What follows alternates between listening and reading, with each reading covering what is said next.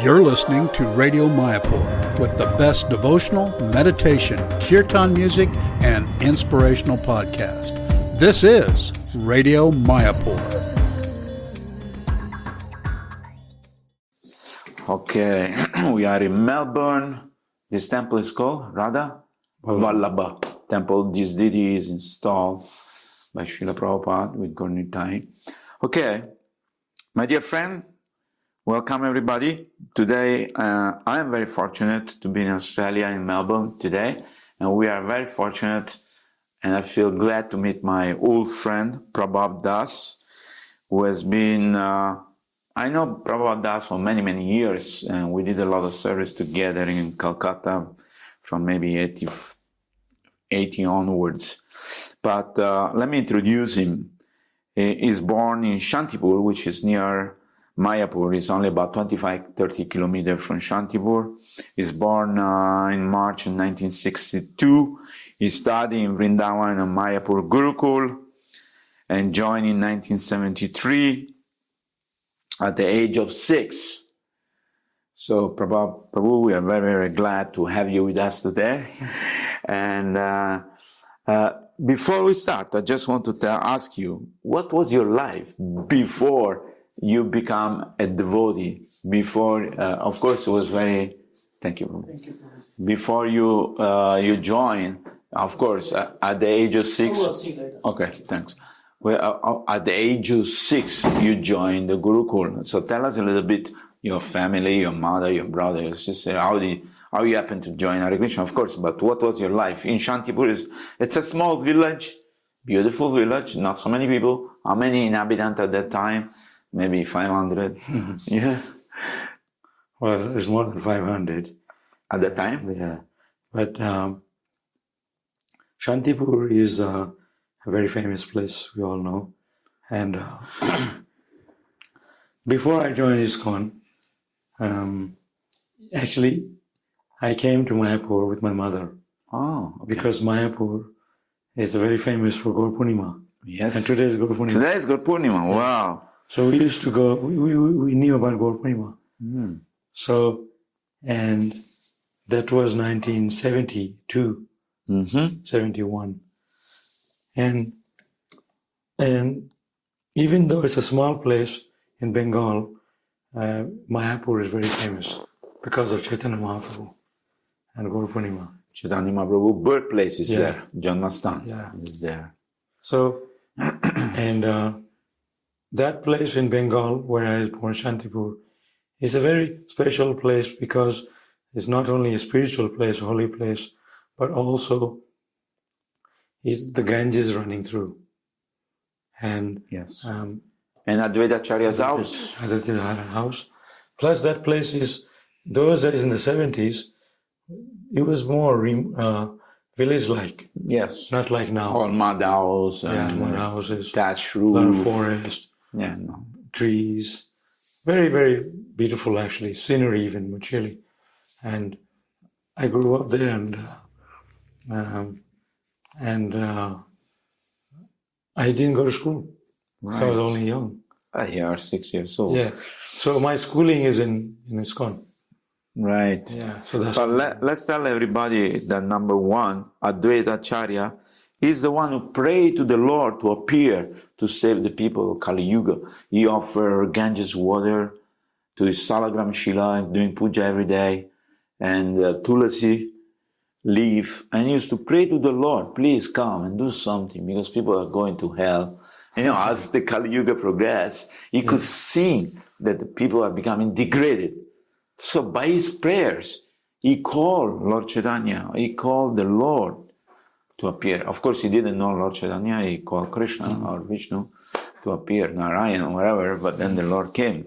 At one time, I remember, many, many years later, you know, Lord Chaitanya said, go and call Advaita. He's the one who called me to come here. Oh, wow. Remember? Wow. And he said, because of him I have come. And now he started to preach some Mayavadi philosophy, some pastimes. So. Yeah, that's the Acharya's place because, and I think anyone who is actually born in that place, you know, they're also special because they're connected somehow. They're connected to have, and for me to come to ISKCON, and it's the mercy of Prabhupada plus a mercy of the Western devotees. Yes. Because everything that I learned from ISKCON, from Western devotees. So I always give credit to Prabhupada disciple those days when Prabhupada was in the 70s. So even though I was born in the Santipur, but I think I give credit to Prabhupada. Of course. He is the one who really educated me in spiritual life.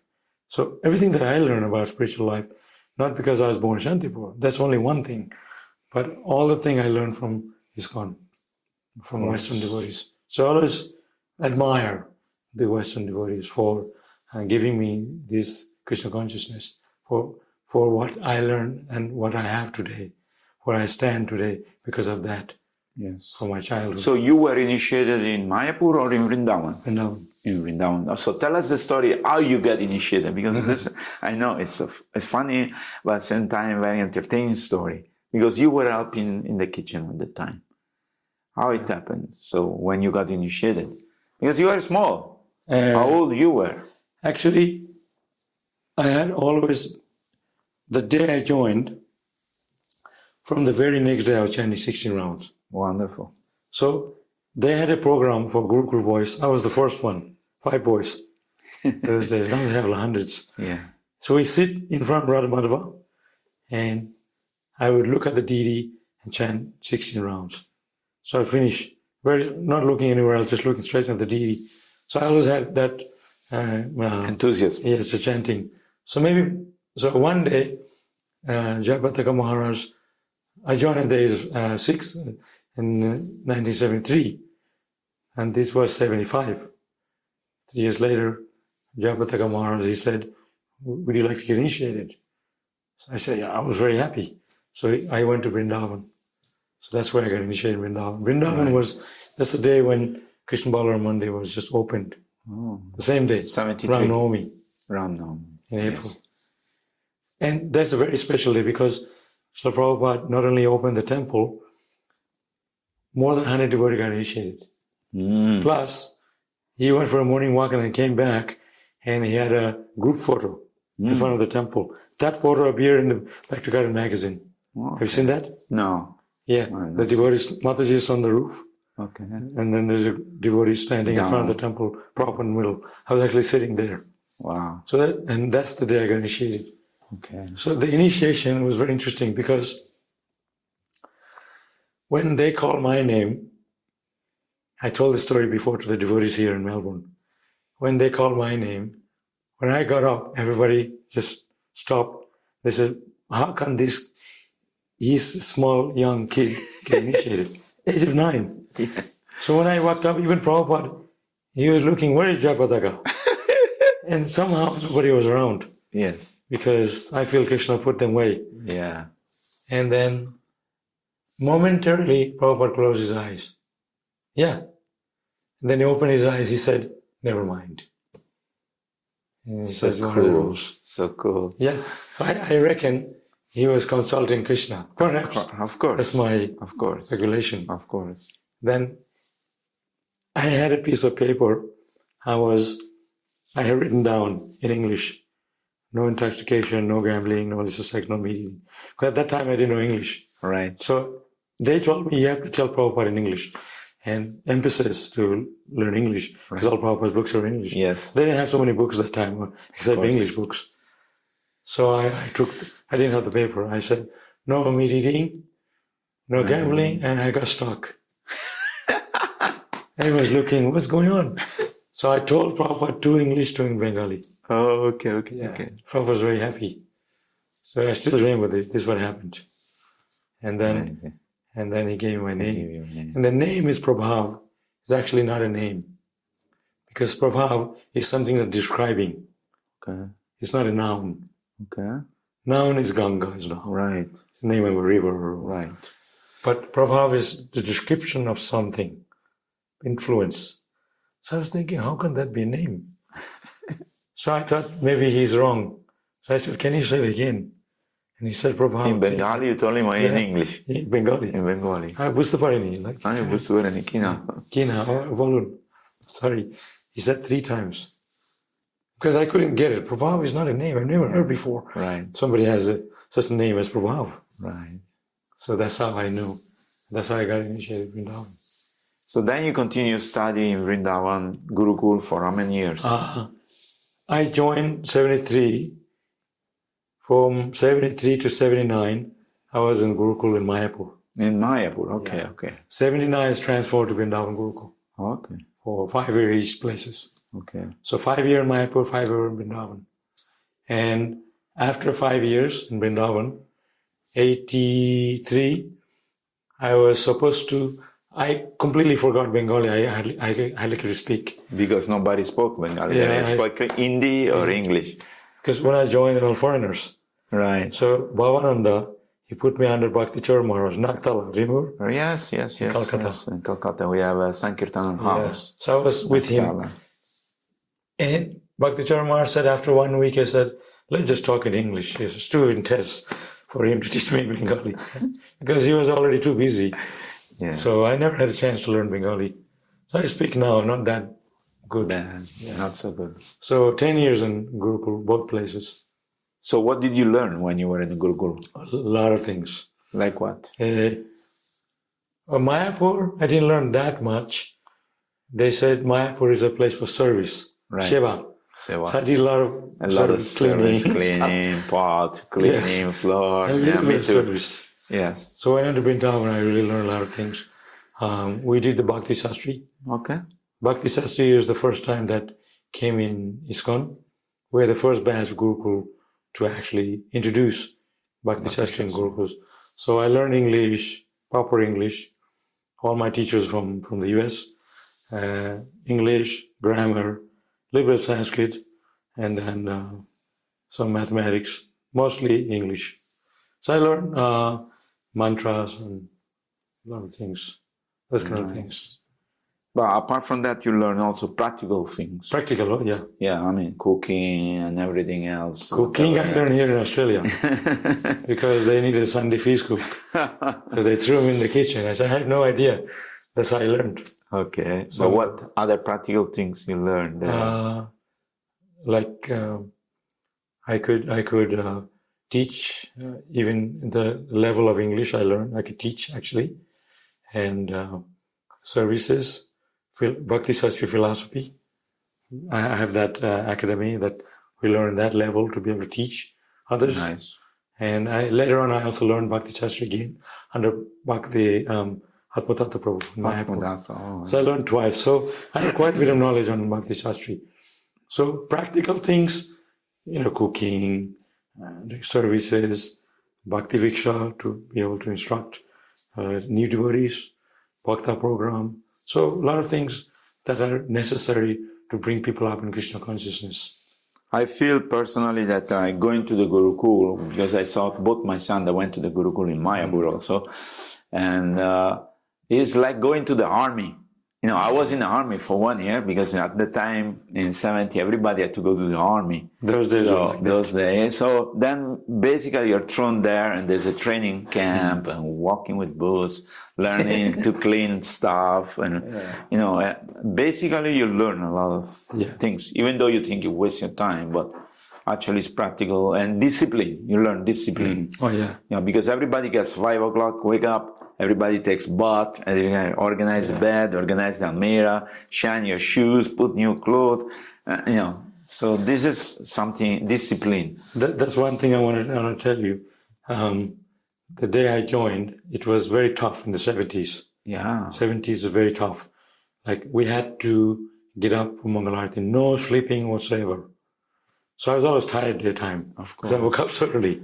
So one time, this is a story I'm telling regarding Prabhupada. Yes. So there was 5 boys from America. That was 1975. They stayed in Mayapur Gurukul. Yes. One of the boys' name is Dwarkadish. Dwarkadish is the one who Prabhupada teach personally to write Sanskrit, right? His There's a schoolmate. photograph. Yeah. So we asked Dwarkadish if he could go see Prabhupada for some problem we have in school. Right. Because they're waking us too early and not Enough sleep. The first English word I learned is no Mangalarti, no Prashadam. Yes, correct. Yeah, so we always tired. We want to sleep in so we can, so we slept in. There's a place called Radha Madhava Garden in Mayapur. Yeah. So we all went to sleep there. Woke up at 8 o'clock. So obviously we couldn't have Prashadam. So Dwarkadish and I, we went to see Prabhupada.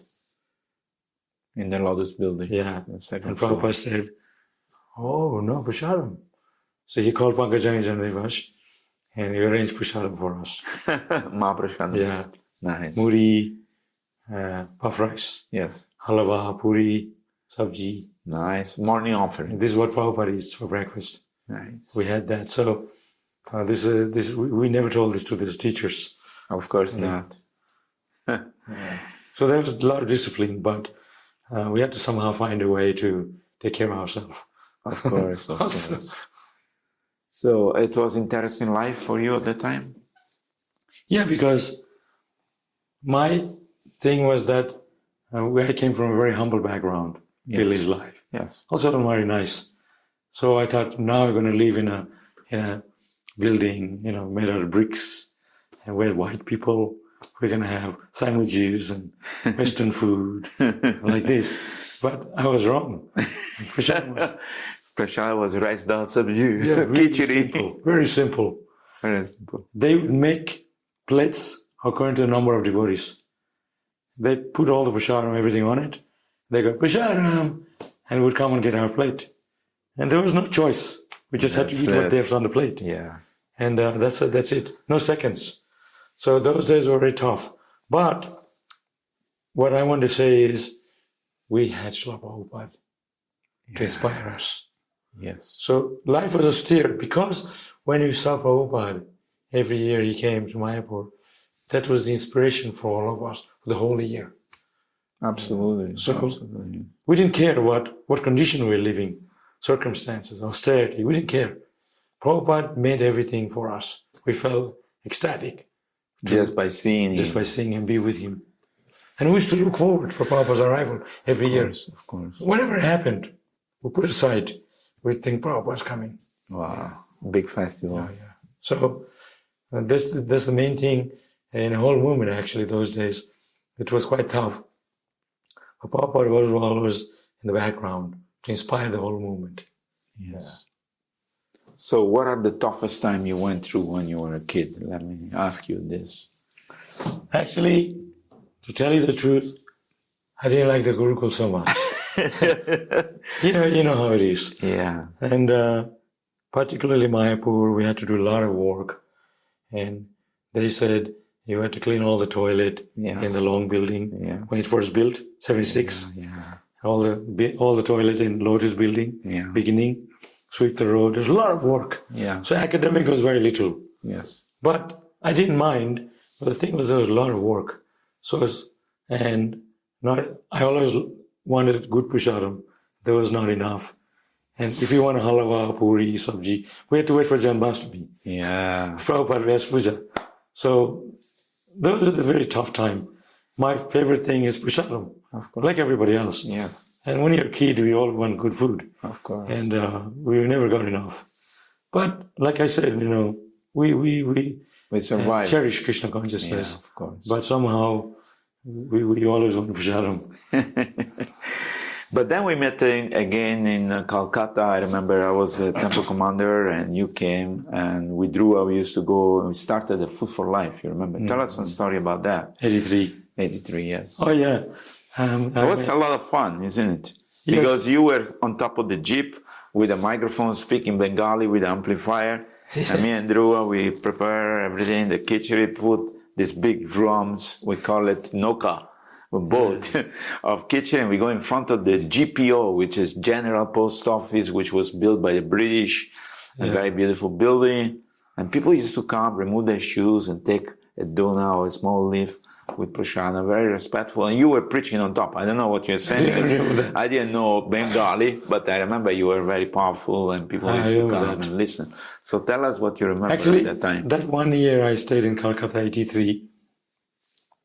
it was a very interesting year because it's quite austere. Calcutta is overall, the city is very, not very, lot of pollution. Yeah, pollution. Yeah. So I remember me and Ganga, like you were interviewing me, we used to go on a scooter. Yeah, we were on the Vespa. And we would do life member. Yes. And when in our spare time.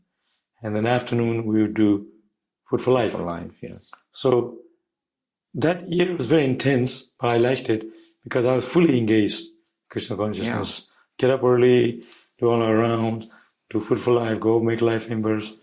So very intense, but I liked it because you and Dhruva, you two are big guys from Italy, and I was a small guy.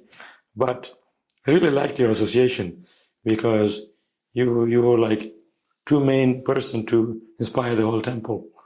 And that 1 year I was with you, you were always like made me a good friend with you. Of course. And we used to do programs sometimes Life Members House. Yes. So that Prashad distribution was amazing because we would put all this khichdi in a noka, in these containers, and distribute they had this Indian army jeep that you converted into Prashadam van. It was a Nissan 6-cylinder petrol engine from the Second World War, which we purchased from some place, You used to drive there. And then such amazing because you were distributing it. They had a little hole there and you from inside. Yes. And I was on the roof with a speaker and telling people the glories of Prashadam and the glories of the Hare Krishna mantra. And people liked it. I was just saying the same thing, more or less. I didn't know much. But my innocency, that inspired me also. And Ganga, you were like, we both were kind of innocent those days. But we cherished Krishna consciousness because the service we are doing, it was really... And then we'd come back. We'd take bath in the Ganga, clean the van. We'd jump from the... jump in the van. And then we'd come for Sunday Arati. Yeah. Rocking. I still remember the kirtan we did with Satvik and all the other devotees. I was thinking one time that maybe Radha Govinda will just come and dance with us and jump out of the altar. Maybe he was. Our kirtan was such a far-out kirtan. It was sweating like anything. And there was Sudarshan and all... Bankim. Radhanath, Bankim Roy, and many other devotees. There's one guy named Jagadish. He's now a Maharaj. What's his name? In Mayapur. I forgot. Oh, Bhakti Purushottam Maharaj. Yeah, he was Jagadish. He was Jagadish at the time. He was in charge of the Sankirtan. Yeah, he used to bring the boys. Yeah. And one thing I remember, we would all jump in one of the Sankirtan van. Yes. And go for Harinam. Chorangi. Yes, Chorangi. And very hot day. Yeah. We jump in and do big kirtan on the road. Thousands of people, packed with people. And then we come back so hot. We would sleep under the fan, lie down. Yeah. Complete sweating. Yeah. It was so intense, but we loved it. Very intense, but was very... because our mood was always to serve and to please Prabhupada and please Krishna. So... And then, I don't know if you were there for the book fair. We did a book fair also, and we distributed a lot of books. Adridana arranged for the book fair, the stall, and there was a big book fair festival. And also, you and Dhruva, you were painting the Rath Cart. Yes. I used to go there, hang around there. Fixing the chariot. Near the Rainy Park. Yes. There was one area. Yeah. Big cart. Yeah. You were painting, and the Rath Cart day, you were driving the cart. Yes. Huge cart. Yeah. You would start somewhere and then finish somewhere. Thousands of people. Millions. You would go in the newspaper. Yeah. And you were driving it, and I don't know how you did it. It's a huge cart. And you designed it, and maybe your previous experience. Yeah, I was a mechanic, but I love to drive. I used to drive a car and bikes. So I really like being with you because you had so many contacts.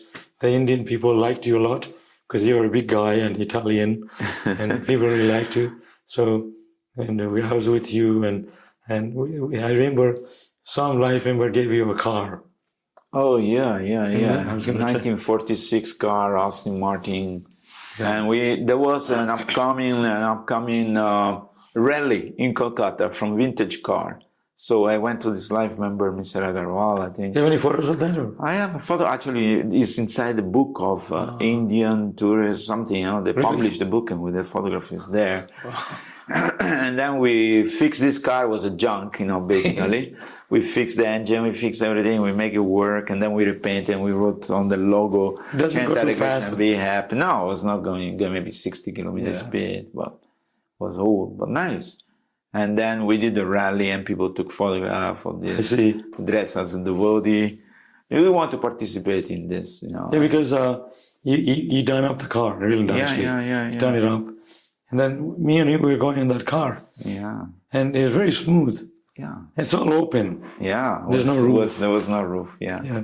I really liked it because we are devotees. We kind of advertised in ISKCON. Of course. In that car. Of course. I really enjoyed that. I don't know what happened to that car. I don't know, because I took it to Mayapur and then I don't know. Yeah. You drove there? I drove it there, yeah. Wow. I mean, it's a long time, yeah. But we drove it there. And then I remember one time we welcomed Jayapataka Maharaj. When it was his Vyasa Puja, we making seat from the main gate. We took it with this car. And all the people throw the flowers. We did a lot of things together. Yeah, we did a lot of we had a lot of fun, we had a lot of good memory and a lot of enthusiasm. Yeah. And I see you're still remaining enthusiastic till today. And you lead a nice kirtan all the time. You go out and do harinam. You're cooking for the deity. You are preaching. And people love you. You are so much in Australia. How long have you been in Australia now? Well, actually, I came here in 1984. Oh, okay. From Calcutta, remember? Yeah. When I got my visa, it came from Delhi. Yes. So, Adi Dharan, Calcutta Temple president, he locked away my passport. Oh, really? Yeah, I didn't know. He didn't want to let you go. Yeah. So, I only found out 6 months later. Yeah, I had visa. Oh. Like more than 1 year visa. So, Nareshwar. He said, where is your passport? He said, I don't know. I gave it to Adi Dharan. And he said, yeah, I locked it up. Yeah, I had the visa. So I had to come here the next day. Wow. He was saying, what is this? And so it was 22nd of February 1984. Oh, nice. I came to Sydney. Nice. And then I was very depressed because I didn't like Australia. Why? Because it was not what I expected, like India. What? Oh, India. I thought this is going to be, it was too many Matajis in the temple on Brahmachari. Right. That's one thing, I didn't like it. Yeah. So I thought 50% was a young lady, same age as me. And before I left, Bhakti Swami and, what's his name, his friend? Sarva Bhavana. Yeah, Sarva Bhavana. So they sat me down with them in the Rainy Park PBT building. They told me 1 hour. In Bengali? Yeah, English. In English? English. No, in English. I didn't speak much. Yeah, they're throwing in some few Bengali words. They told me, be careful. You have to remain brahmachari. Australia not the same as Calcutta. You see, you have to be Krishna conscious. Like they instructed me. Preach you. So what they said to me was true. It's true. So I came to temple, but I was very impressed. One thing I was impressed by temple in Sydney, ISKCON temple, was so clean. Nice. Glass. Right when you open the glass door, it's all like marble floor and a glass handle. You can see so paka clean, right on the roadside. And so beautiful. And everything is just so neat and clean. And then they have a small takeaway restaurant. I was like so impressed. And I said, I want to eat this, because I never had that kind of prasadam. So I had carrot cake. Wow. Never had in my life. And so I was very impressed. But it was not the same as India. Of course. And less people. There is less everywhere people, clean. I said, where is all the people? Yeah. They said, oh, everyone drives car here. No people here. Nobody walk on the road. No, in the street. Yeah, no, nothing. I said, where's the people? In India, we're on the street playing. Everyone was like, so I was thinking, this is not the same. Yeah. And I thought Australia is going to be like India. So I thought everybody is devotee here. Right. Because all the Western people I saw in India is devotees. Yes. So I never had an idea that I thought that everybody is devotee. So I came here, shaved head, with Ganga, and with me. So when I arrived at the Sydney airport, they said, show me, all that. They were like not very friendly. Yeah. So I thought, oh, is that the wrong impression? These people, I thought, they're devotees, or they're not. So I asked them, I want to go back to India after 3 days. Whoa. Yeah, they said, no, you're staying here. So they made me stay in the temple, chant japa, go on Harinam every day, maybe Bhakta program.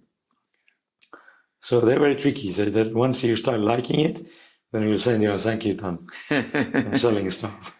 So after 6 months, I started liking here gradually. The devotees are very nice. And so that's why I remained here for a long time. Right. Then, of course, later on, I went to Europe and China. I was in China for... You traveled with some Maharaj? Indra Maharaj. Yeah. 3 years in Poland, Russia. Poland. Big festival there. Yeah. It's Woodstock. Woodstock Festival. Yeah. So a lot of things happened from that time and now. Right. Yeah. China also was good.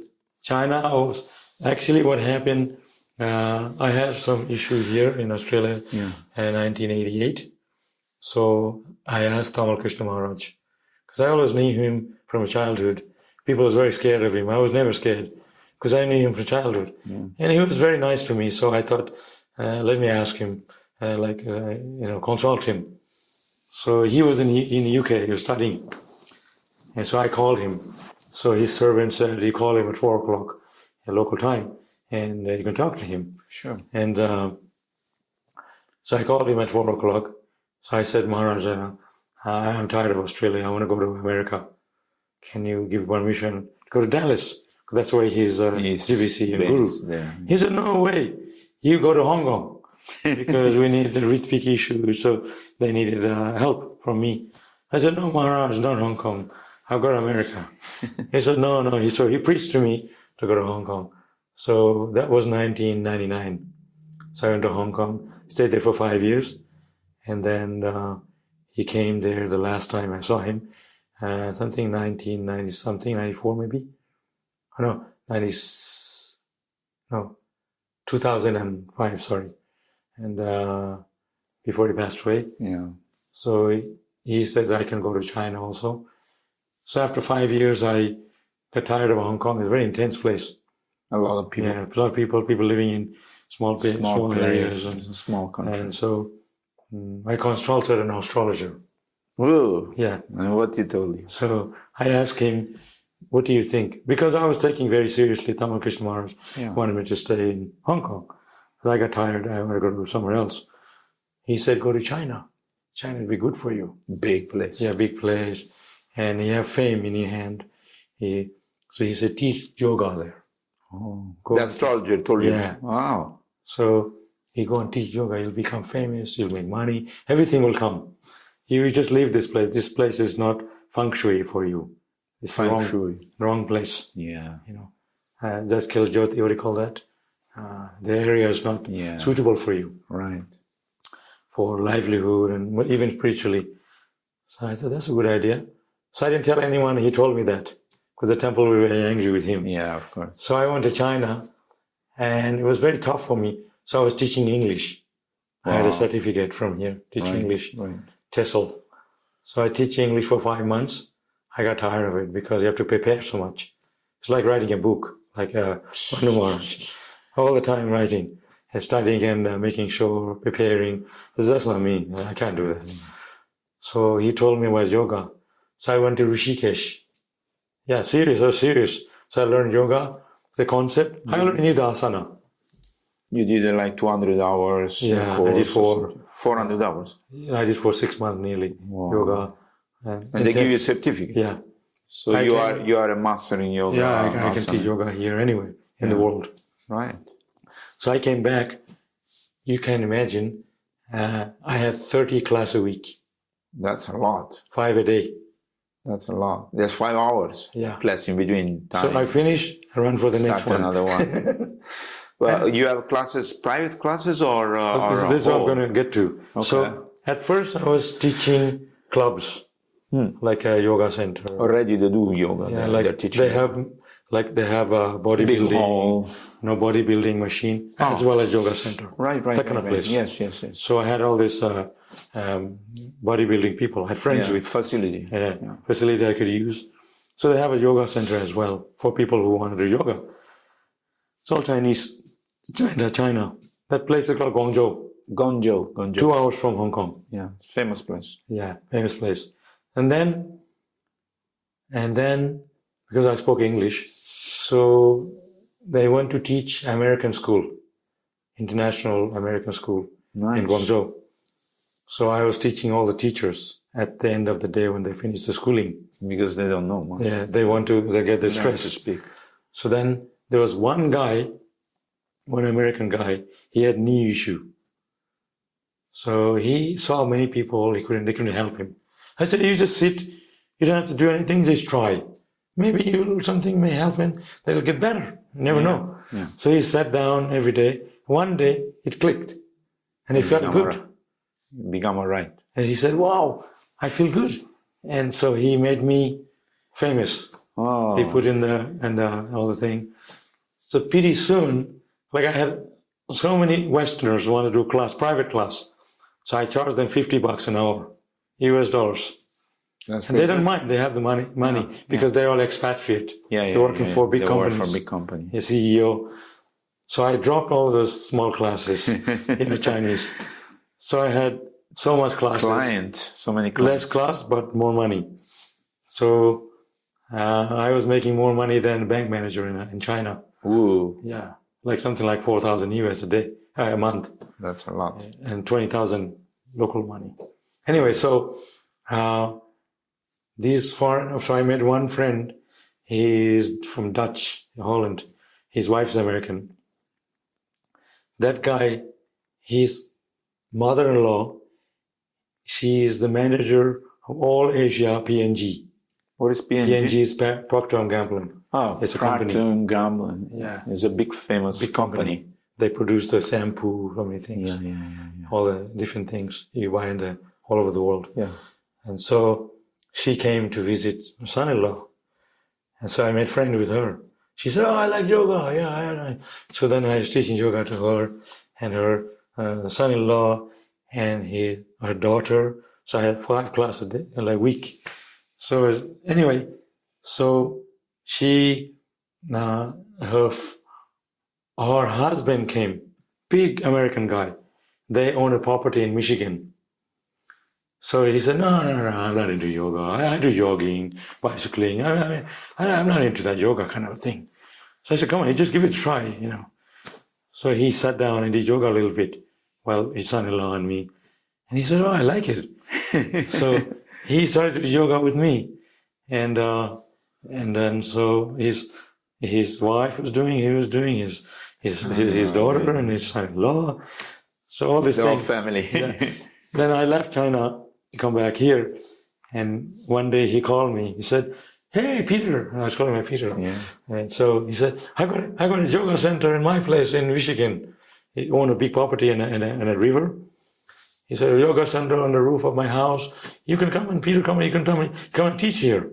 I said, no, I'm happy here now. Yeah. So a lot of things happened in China. So Krishna consciousness is always in the back of my mind because of my training. Of course. But materially also, Krishna will give you if you have the desire to serve him. Always. Always, you have to remember, material things is material.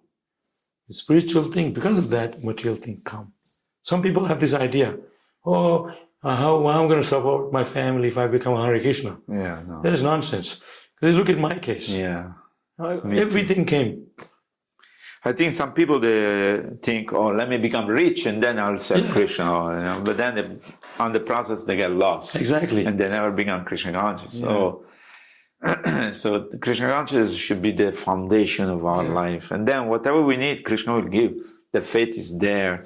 And we can see practically, we didn't have anything. And actually, I feel, I joined much earlier than you, but I feel you have a similar situation as me. Yeah. Because you came from Italy looking for God. Yeah. And Krishna brought you. Yeah. And now, you're traveling with Bhanu Maharaj And, You get everything. You realize Krishna consciousness. Yes, of course. You were interviewing me. So we are all in the path of Krishna consciousness. Absolutely. No matter where you came from. Absolutely. But it's bringing us to this is all the mercy of Prabhupada. Yes. Yeah. To always remember that. Always. We can never forget, because we can never repay the debt we have with Srila Prabhupada, because he's the one who came and sent by his spiritual master to preach to a foreign soul, to a foreign country, to all fallen conditioned soul. And as Maharaj said today, Krishna consciousness is the greatest gift. Oh, yeah. It's like a valuable diamond. So who has the money to buy the diamond? But Lord Chaitanya is giving free. Okay, take as many diamonds as you want. And another thing I want to say, sure, and this issue of financial issue. Yeah. But actually, Krishna provides. Always. And I came from Santipur. We began our story. It's a very simple village. Yeah. And I've been all over the world. Yeah. And here I'm in Melbourne, in Australia. And Ganga, you're my friend. And you're coming all over the world, Traveling everywhere. Money is not an issue. No. Our main thing, how we can become Krishna conscious. Remember Krishna. Serve Krishna. And Krishna will provide. I think the basic difference also between the pure devotee and ordinary devotee is that ordinary devotee, they don't have so much faith and they think, oh, what about this, what about that? But I'm not saying I'm pure devotee, but I'm saying that Prabhupada went to America with 40 rupees, and, exactly. And a Bhagavatam. And, Krishna gave him everything. So, if we stick to the process of devotional service, Krishna is maintaining millions of universes, millions of elephant and crocodile. They don't work. They don't do anything. But the Krishna is maintaining everybody. So why will Krishna not maintain us who are chanting the holy name, who are trying to serve the Lord in some way, try to inspire people to become Krishna conscious? So that much faith, it's firmly established in my heart. And I don't care if I sleep under the tree or I sleep in a golden palace. Sometimes we sleep in an ashram. Sometimes we sleep in a big building. It doesn't really matter, because when you sleep, you don't know where you are. That's the thing. That's the thing, exactly, that our upbringing in Krishna consciousness, that when he first joined, I was in Gurukul, you were not in Gurukul, but our whole movement like a Gurukul. Yeah. The training we got. Yeah. So that training we got initially in the beginning, now we realize we have the facility, but so what? So good, so what? Because the training we had, we can persevere. Any type of austerity may come in front of us. Nothing. Because we know the forefront of us is spiritual life. Yeah, we can do it. And we had that bringing. Yeah, no problem. And we and me, we can live in a nice place, but who cares? So tell us some pastime on Lord Chaitanya that you really enjoy. Lord Chaitanya? Yes. Yeah. Well, Chaitanya Mahaprabhu, like I said, I was born... Because today is Gaur Purnima, so we must say something. I was born in Bengal, as I said. And I grew up, in the people in the West, the kids, they grow up with toys, very expensive toys. Yes. And we didn't know what expensive toys are.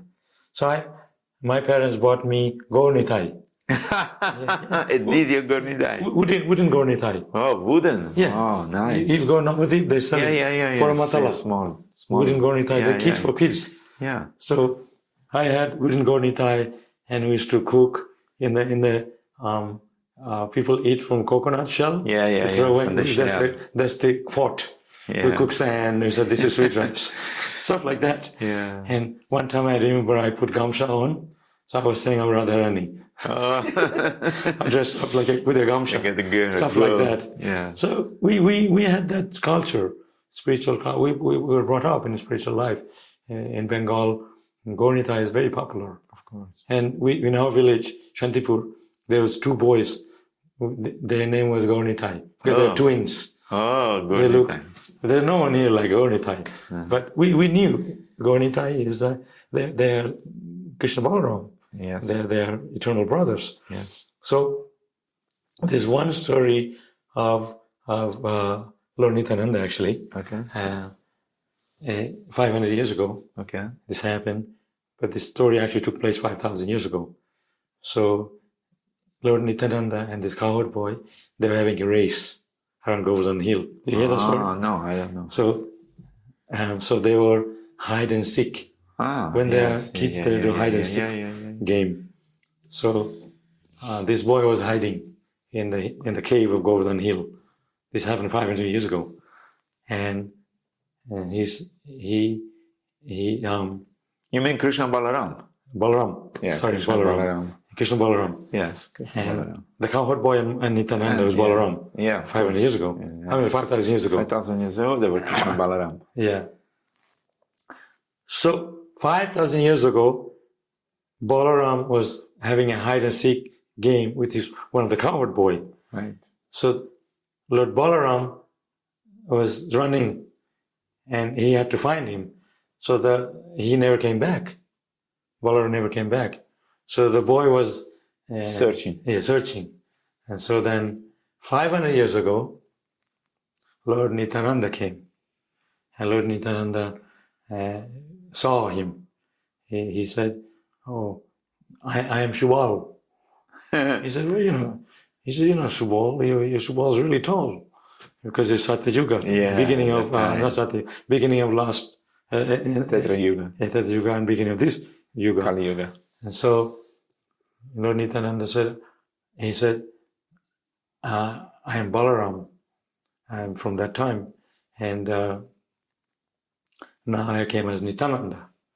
And he also said, no, Shubal is very tall. So he says, I'm Balaram. He said, you're not Balaram because Balaram is very tall. Mm-hmm. Because he knew this Shubal was waiting for him. Yeah. He said, finally he came. Yeah. Then he says, but I'm very, Lord Nityananda said to him, because Lord Nityananda, but he said, Lord Balaram is very tall. Yeah. But you are not Balaram. You're so short. Yeah. Because 500 years ago is Nityananda. Yeah.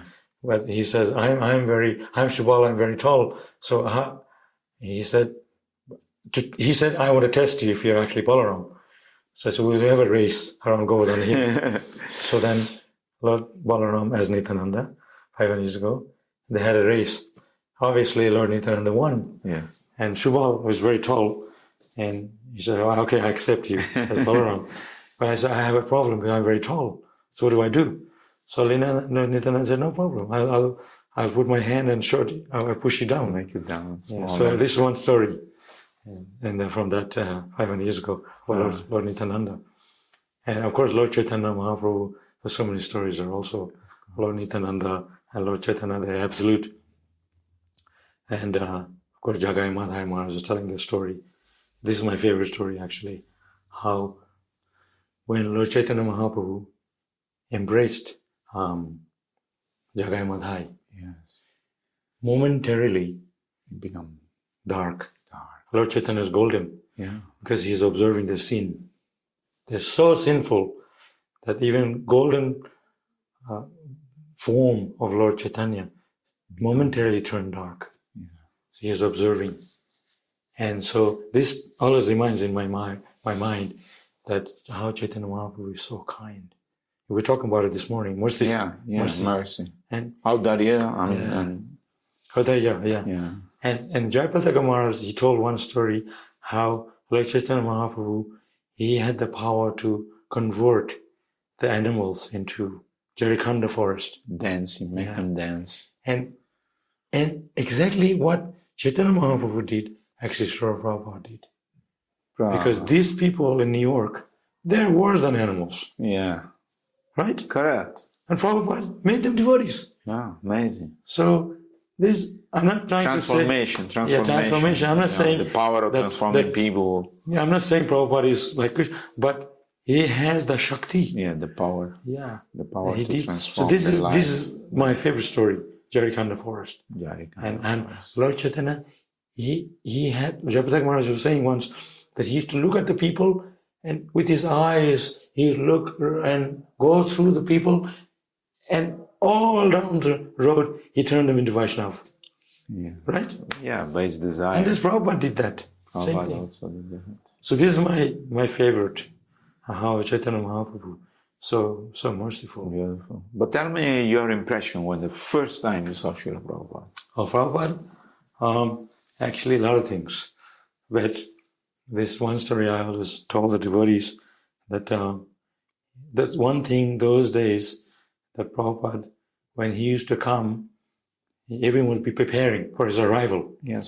Everything Paint should be the clean, temple, paint the temple. and cut the grass, make a new lawn, and garden. There's a lot of activity. We're super busy. 6 months before his arrival. Of course. So we almost like counting his days.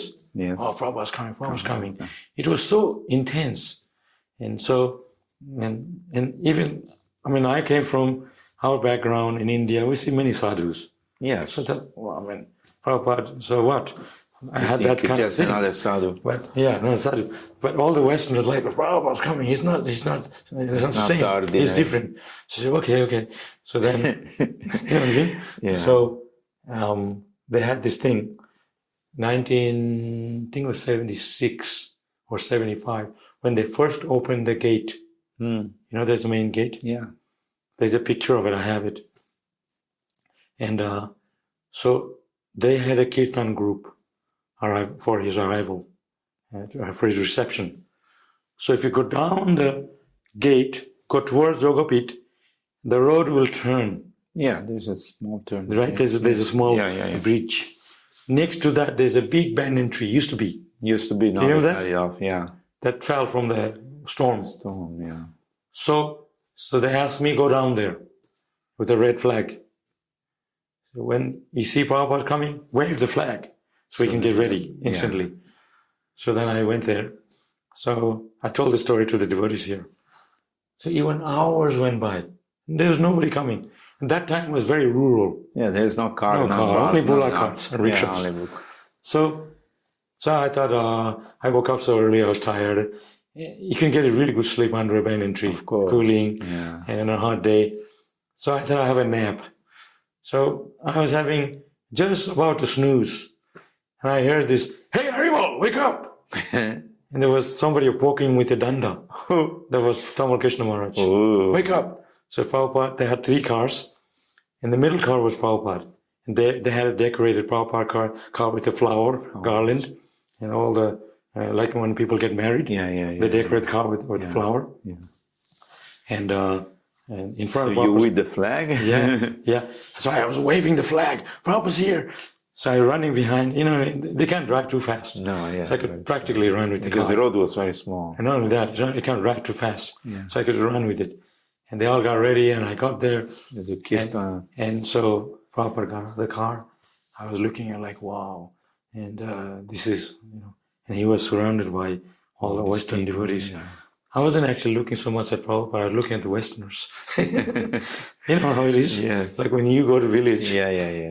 They have extra thinking of you because they have my skin a little bit. Yeah. So how can this Westerner? So I was looking at foreigners, big guys. And when you're small, everything looks bigger. And they had danda, and I was thinking, wow. So I had a lot of affection for Western devotees. And so that's the first time I saw Prabhupada. And I was like, wow, he's amazing. And people were so much love for him that I can't even begin to explain to you. You could feel it. I feel it. Was thick. That love for Prabhupada is, the people are crazy. Jaya Prabhupada, they're dancing.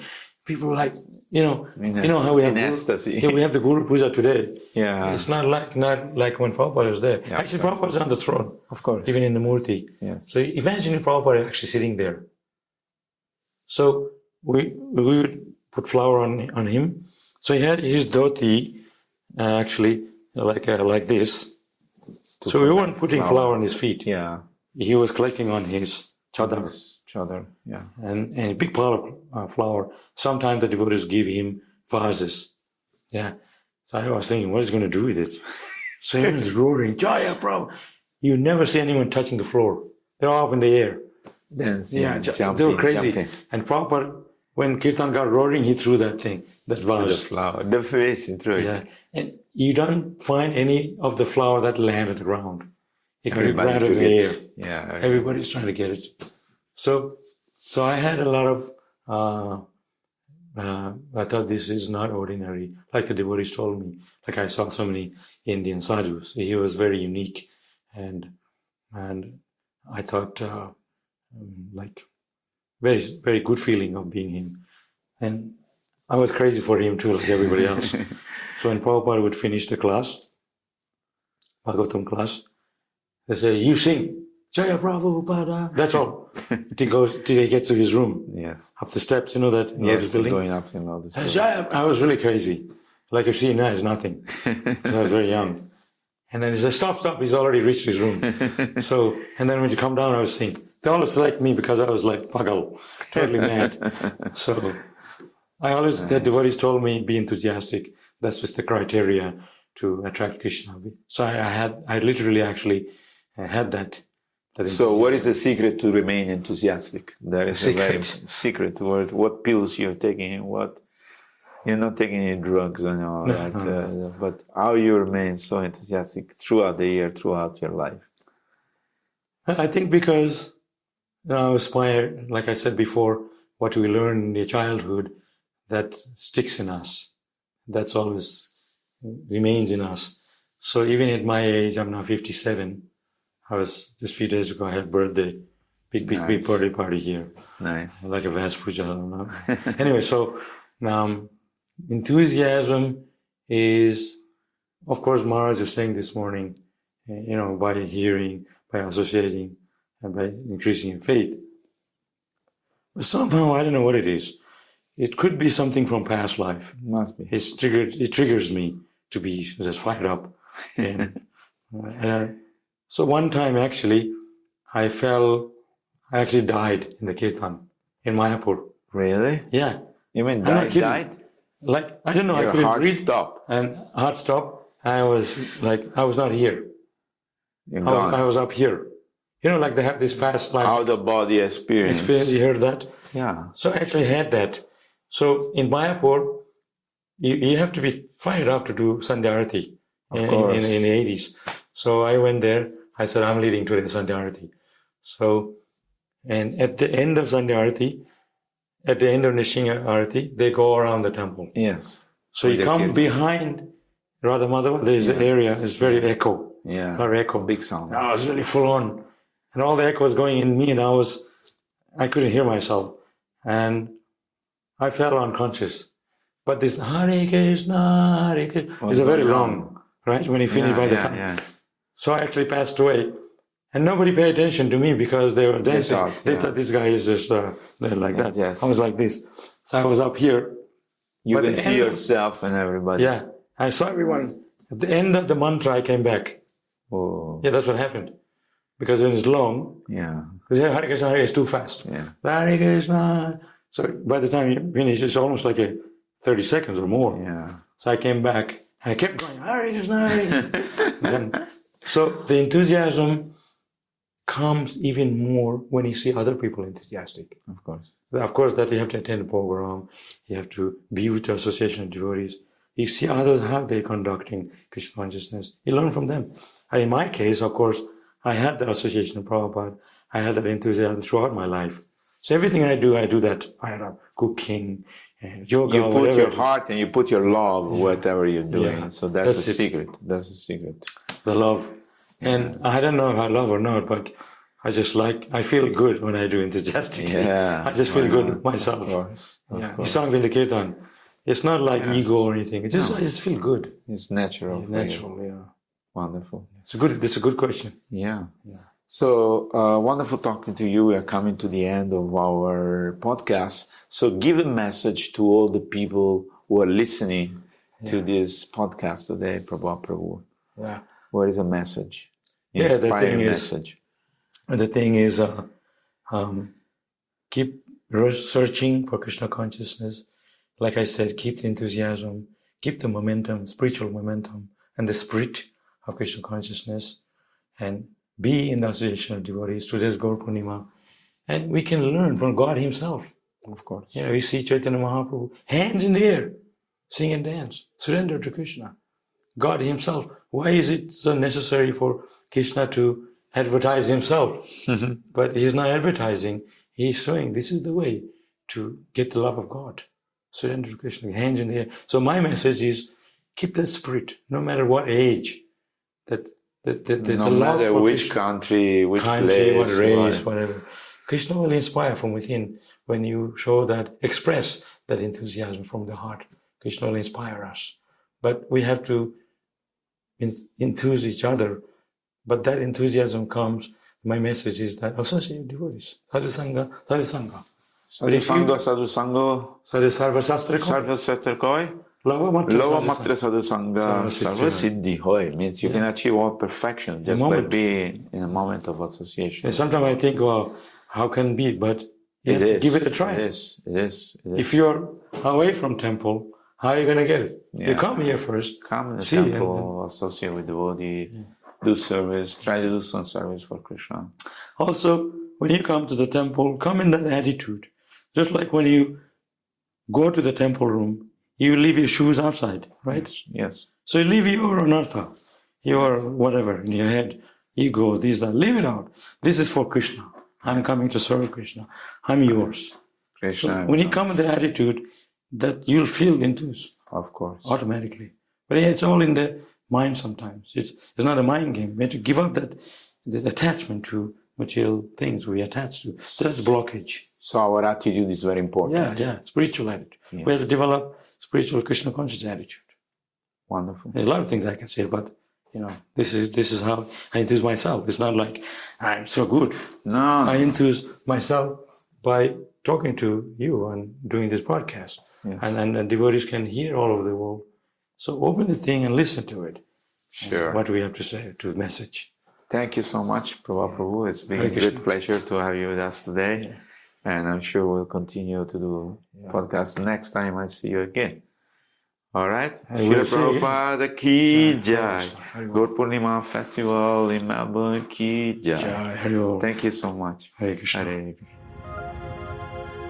You're listening to Radio Mayapur with the best devotional, meditation, kirtan music, and inspirational podcast. This is Radio Mayapur.